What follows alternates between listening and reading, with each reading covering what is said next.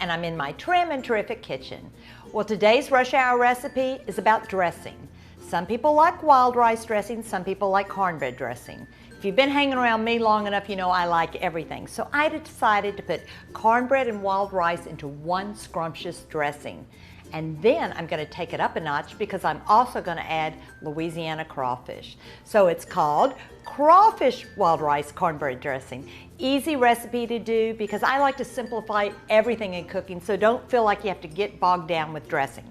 Simple enough. We're going to start with wild rice. This is, you can buy whatever wild rice you want. And what I like to do when I'm making dressings is sort of cook the components ahead of time so it's easy to put together. Cornbread. I made this cornbread out of the box. I see cornbread muffins you could use. Again, whatever's simpler for you. And then we have green pepper, celery, and onions, which is called the Trinity of Louisiana cooking, that I have sauteed ahead of time because there's nothing exciting about watching sauteing. So we're going to add this. Also, it smells so good when you add your vegetables. Okay, we're going to mix that together. And this is a little poultry seasoning, which you can't have dressing without poultry seasoning. And then we're going to use chicken broth to moisten it. I'm going to just get it going so it'll sort of mix well. And I'll add a little more in a minute. I'm just sort of getting it going because we have to add our star ingredient, Louisiana crawfish. Now, people don't realize you could really enjoy crawfish year-round in different recipes.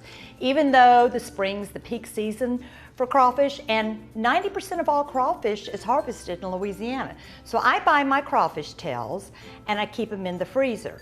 Now, it's extremely important that you look for Louisiana crawfish tails because I promise there's such a difference in the quality and the flavor. So this is Louisiana crawfish tails, and if you've never had crawfish, it's sort of like between a shrimp and a lobster, but even better. And what we did is I rinsed it and I drained it, so keeping this recipe trim and terrific. And crawfish tails are really already cooked, so you're putting this together. I wanted to mix it a little more. You can smell it good.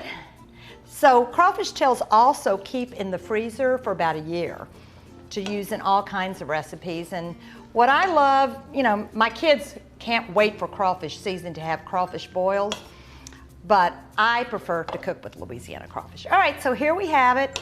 You can see the grate with crawfish, wild rice, and cornbread all in one fabulous dressing. You put it in an oven in 350 degrees for about 30-40 minutes.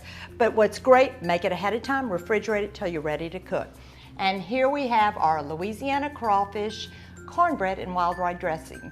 For those people that can't make a decision what kind of dressing they want, this is for you.